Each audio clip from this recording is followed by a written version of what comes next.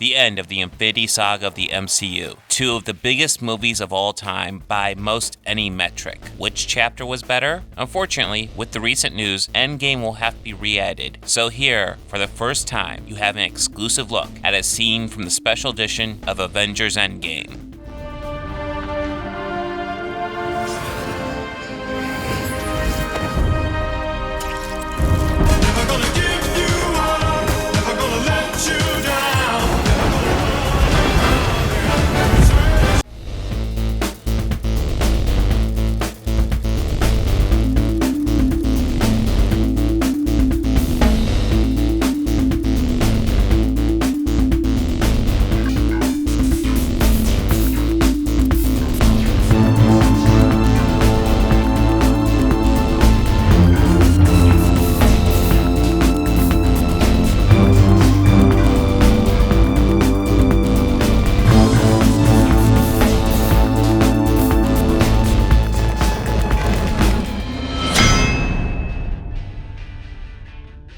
Endgame has a much simpler main cast. Chris Evans as Captain America, Robert Downey Jr. as Iron Man, Chris Hemsworth as Thor, Scarlett Johansson as Black Widow, Mark Ruffalo as Hulk, Jeremy Renner as Hawkeye, and Karen Gillan as Nebula. The team all deals with their failure to stop Thanos differently. Hulk and Iron Man evolve to make themselves better. Iron Man becomes a father, and Hulk becomes Professor Hulk. Black Widow and Captain America are trying to move on and failing, and just managing to stay where they're at. Thor and Hawkeye devolve. Hawkeye becomes an assassin, killing the murderers that Thanos' snap missed. Thor shuts down and ends up drinking beers and getting into Fortnite arguments in New Asgard. Noob Master, hey, it's Thor again. You know, the God of Thunder?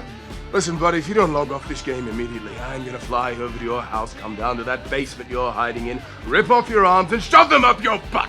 Nebula is a bit different in that we don't really see how she changes from the snap other than to travel with Rocket. Her story comes later when she encounters her younger self that is loyal to Thanos. She tries to talk reason to herself and finally winds up killing her younger self, thematically saying she is done with her past self and she refuses to ever be that person again. For Infinity War, we're just going to be looking at the heroes with the most screen time and arcs. So using that, we get Zoe Saldana as Gamora, Robert Downey Jr. as Iron Man, Chris Hemsworth as Thor, Benedict Cumberbatch as Doctor Strange, Chris Pratt as Star-Lord, Mark Ruffalo as Hulk, Paul Bettany as Vision, and Elizabeth Olsen as Scarlet Witch. There are a lot of characters in this movie, yet it never feels overcrowded. This is something that the MCU really pulls off nicely. Remember when Spider-Man 3 and X-Men The Last Stand felt overcrowded, yet had far less characters than the Avengers movies? The way Infinity War pulls this off is by interweaving the arcs of these characters into the main story. It's all about stopping Thanos from finishing his bedazzling project.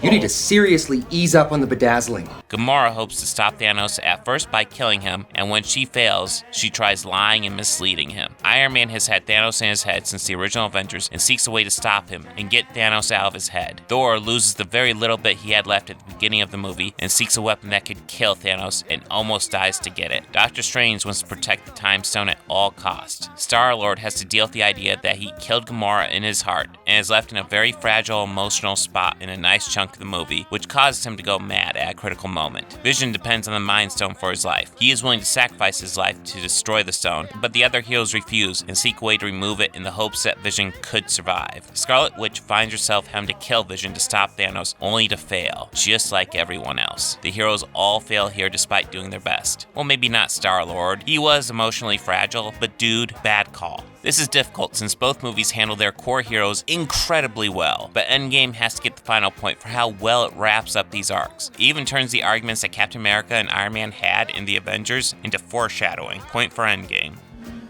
You're a laboratory experiment, Rogers. Everything special about you came out of a bottle.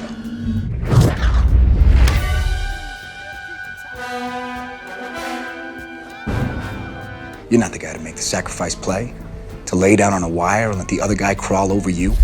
And I am Iron Man. This ends up being a Thanos versus Thanos fight. Fortunately, we do end up with two very different Thanoses in these movies. In Infinity War, we are dealing with an older Thanos with a very specific goal: wipe out half the population to free up resources and prevent overpopulation. Too many mouths, not enough to go around. And when we faced extinction, I offered a solution. Genocide. It's an idea that has some rooting in logic, which is why those Thanos was right videos exist, but is fundamentally flawed. Part of evolution is to reach issues and figure out how to resolve them. We either figure them out or die. By taking a magic glove and fixing it, he has condemned himself to do it forever. Populations will rebuild and regrow, and he'll have to snap again to contain it. He will have taught the universe that he will control the population, or he let the situation develop and let people learn or die. Essentially, it's part of the species evolution, as George Carlin says. The kid who swallows too many marbles doesn't grow up to have kids of his own. Same thing here. The species that doesn't learn to control its own population doesn't get to evolve any further. To try to impose your will on something that people have to learn for themselves is nothing more than unadulterated arrogance. That being said, that's Thanos' deal. If life is left unchecked, life will cease to exist.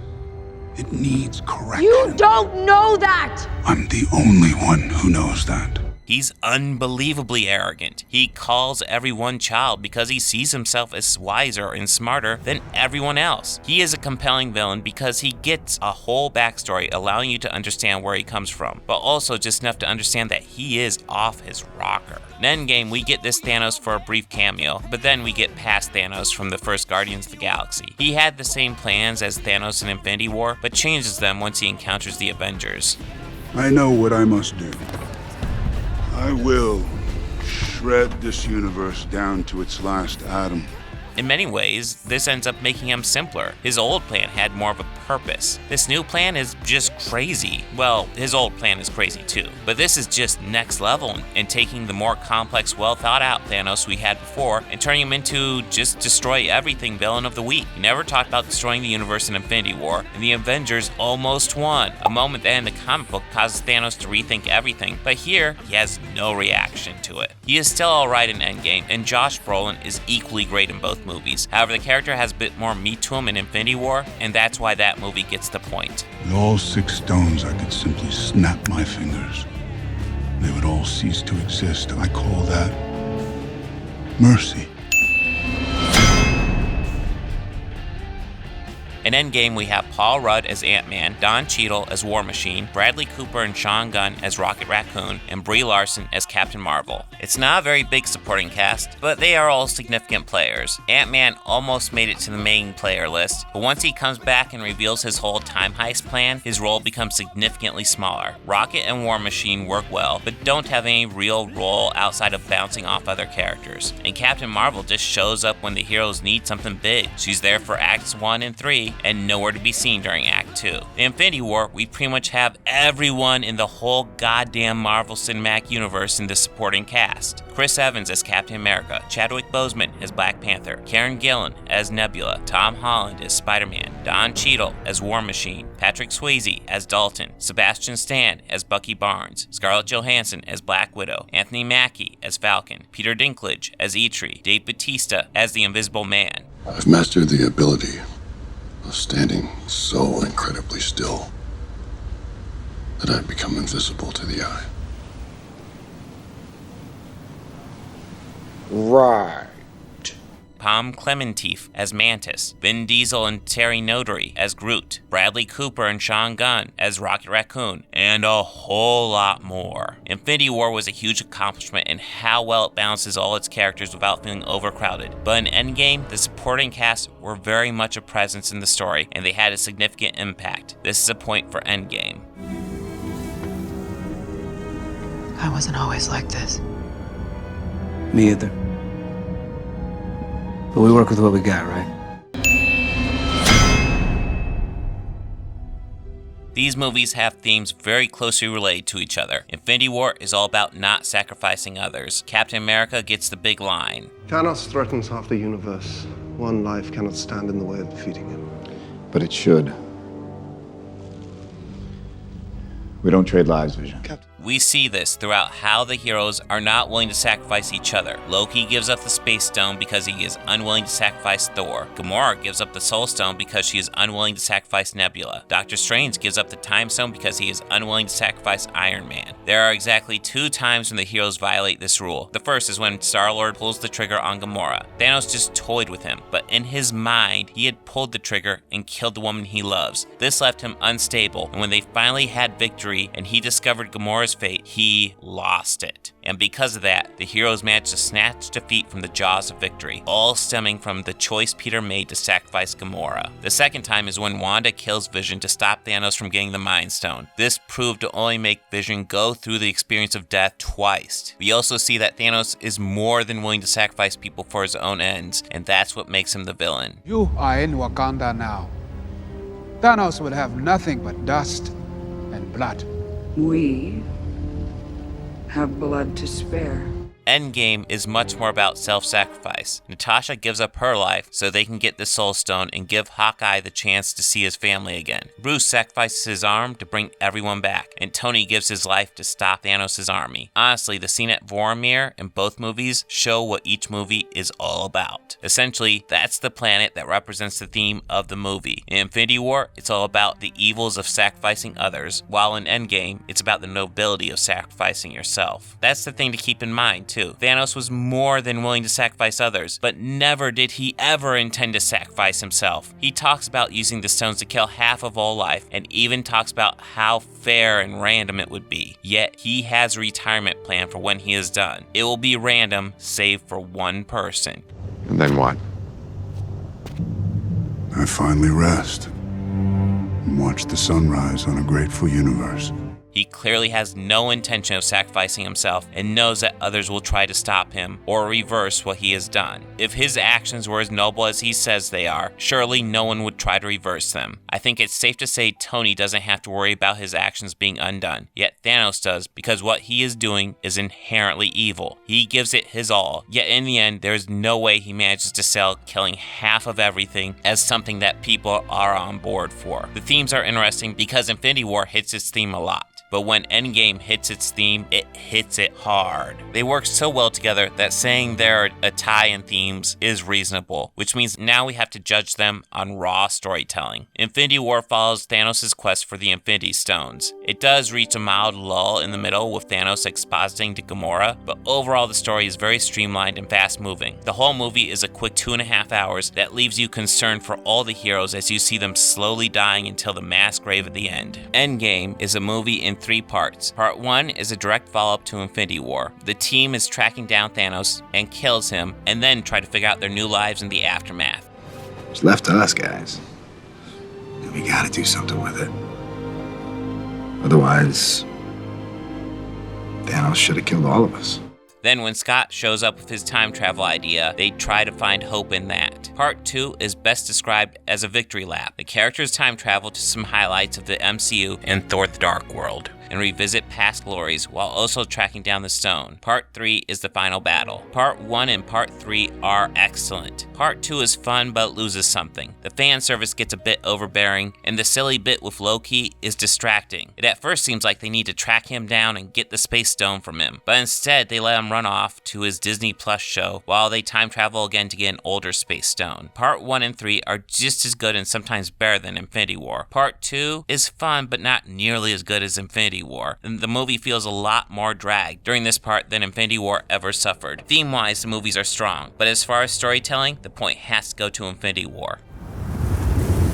There was no other way.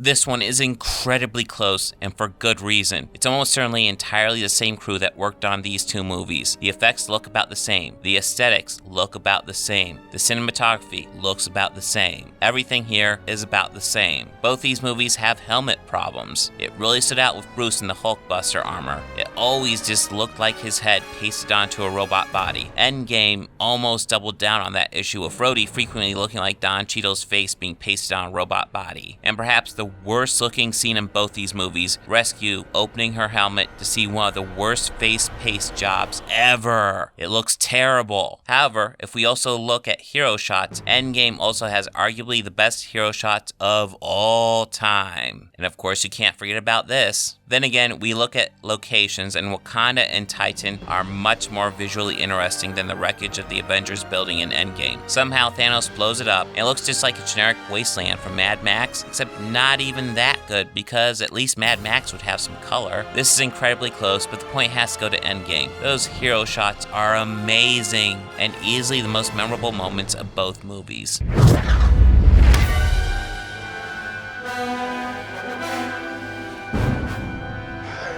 I knew it.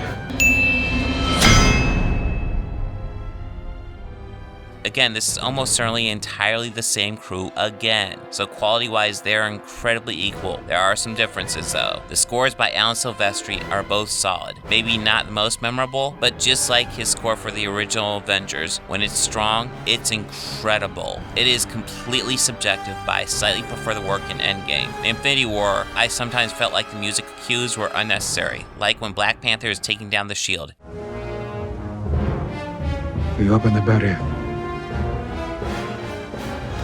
On my signal, open Northwest Section 17. It's like the music is there trying to exist, but it's in a contest with the dialogue to dominate. I'm not a huge fan of the Captain Marvel cue against Thanos, but the whole cue when he puts on the gauntlet is awesome.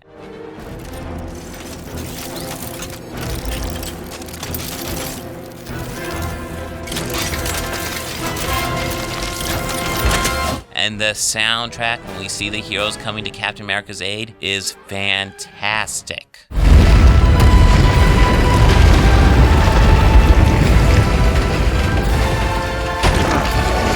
However, music isn't the only sounds in a movie. We also have to look at sound design, and here, there is a very clear winner. The sound design in Endgame has a little bit new for time travel, but largely uses sounds from other movies. Quite frankly, it should, but doesn't give it room to be creative. Infinity War has something unique, however, an Infinity Gauntlet used by the villain to do whatever he wants. Here, the sound crew had to develop unique sounds for how the gauntlet functioned, and it was really effective.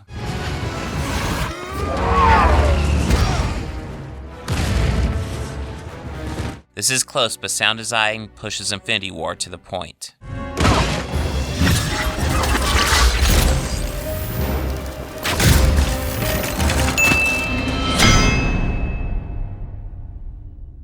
It all comes down to this: which movie has better action? And this one, like many, is tough because it is many of the same people in both movies. Actually, I have to admit that's a lie. This one isn't very hard at all once you think about it. Endgame has moments of action, but 2/3 of the movie is very action light until the third act, when we see the Avengers building become a giant war zone between these two armies. Infinity War starts with some action between Thanos and Hulk, which is a great way to start. Hulk had no problems beating up Loki and Ultron.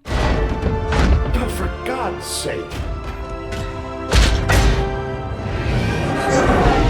Having Thanos defeat him so quickly and decisively sets him up as a major foe. You never even see the Power Stone light up, which means Thanos is beating up Hulk without any Infinity Stones. That's impressive. It only gets worse when Heimdall and Loki are killed back to back. This is vital to the setup. It is established that characters may die, and this heightens every action scene from this point on. Each and every fight becomes nail-biters, as your favorite characters goes against a foe far more powerful than they are, and the enemies are only getting more powerful as they progress. In contrast, until Black Widow's death, it was easy to forget that characters were going to die in Endgame. The action events are fairly consequence-free until that happens. You never get the same nail-biting sense that anyone could die in Endgame like you do in Infinity War. Here's some quick nitpicks, but it does bother the crap out of me. Why does Captain Marvel start to punch Thanos and then decide not to and waits for him to use the Power Stone against her? What's the deal with that? And the whole A-team with all the female heroes showing up at the same moment in Endgame feels really forced. The similar moment in Infinity War didn't feel nearly as forced, probably because there weren't as many characters. And it wasn't until I watched it for the second or third time did I realize that they were actually bringing all the female characters together in that one moment, because it just never felt really forced. It just felt like something that happened. Whereas in Endgame, it was something that had to be planned out, yet how do you plan that out? Only come to this spot if you're a woman, and if you're not a woman, don't come come here and help save the world for some reason.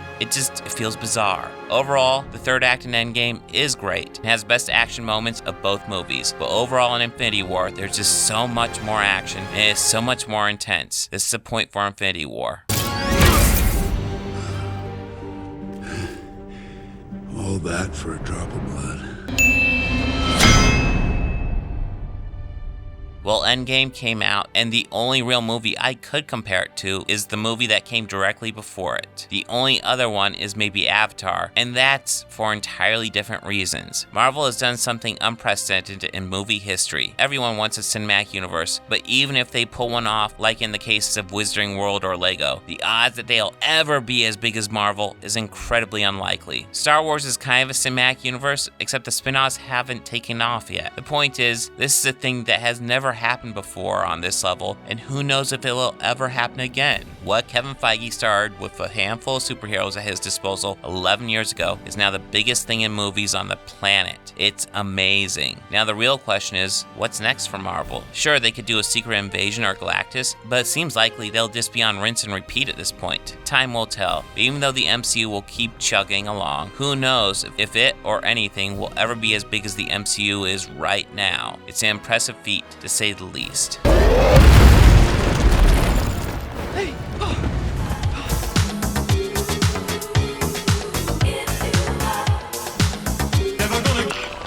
Oh, that's not right.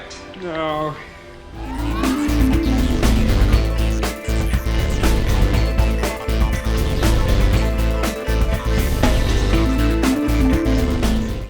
They think order and chaos are somehow opposites and try to control what won't be.